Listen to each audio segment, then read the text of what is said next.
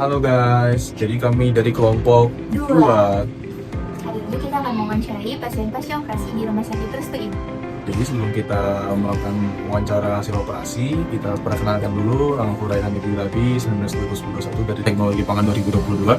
Karena sebelum Ramadan ya, 1998 dari Tekpom 23. Saya Anita Baby dan yang 192109 dari Tekpom 23. Saya sendiri Salsel dengan NIK 1923 dari Prodi Statistika angkatan 22. Ini saksikan wawancara kami.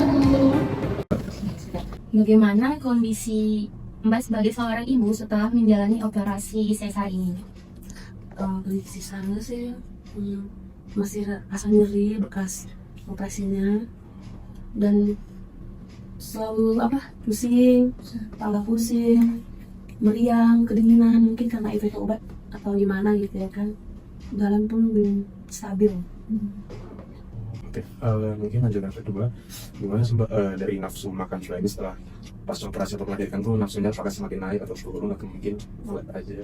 Waktu pertama operasi bukan turun lagi tapi memang nggak nafsu. Nggak ada nafsu ya? Dan hari kedua mungkin udah ada nafsu makan sedikit kan, tapi nggak seperti biasa. Selanjutnya, apakah dari pihak dokter atau tenaga kesehatan itu ada menyarankan konsumsi makanan yang tinggi protein selama masa pemulihan pasca operasi? Dari pihak dokter ada telur, ikan, daging. Ya, tapi memang disarankan juga kalau setelah pulang di rumah berbanyak makan daging-dagingan, telur, dan ikan gabus. Sebenarnya tadi untuk dari makanan dan minuman itu yang biasanya Mbak konsumsi untuk setelah membantu pemulihan tuh kayak tadi kayak telur, ikan gabus, susu ya. Jadi lebih mengedepankan protein. Apakah setelah operasi ini dari ibu sendiri pernah mengonsumsi suplemen-suplemen lain? Saya mengkonsumsi suplemen aja untuk ASI. Itu biar Body booster gitu ya? booster. Kalau yang untuk ini ada sih pil gabus. Ada pil gabus. Harganya memang nggak terlalu mahal, bagi 500 pil gabusnya. Lumayan ya. Kendala apa yang paling dirasakan dalam memenuhi kebutuhan gizinya Mbak selama pas operasi itu? Ini sebenarnya kadang Mbak nggak punya banyak waktu untuk penelitiannya lagi awal aja Ya, gitu. nggak ada kendala karena ada mertua yang baik dan suami yang baik selalu.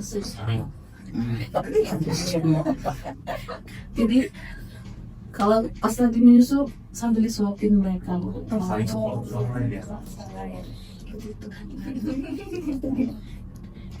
Oke, selanjutnya kalau kita bicarain tentang produk sup krim yang berprotein tinggi, bagaimana pendapat ibu terhadap sup krim tersebut untuk membantu pemulihan pasca operasi?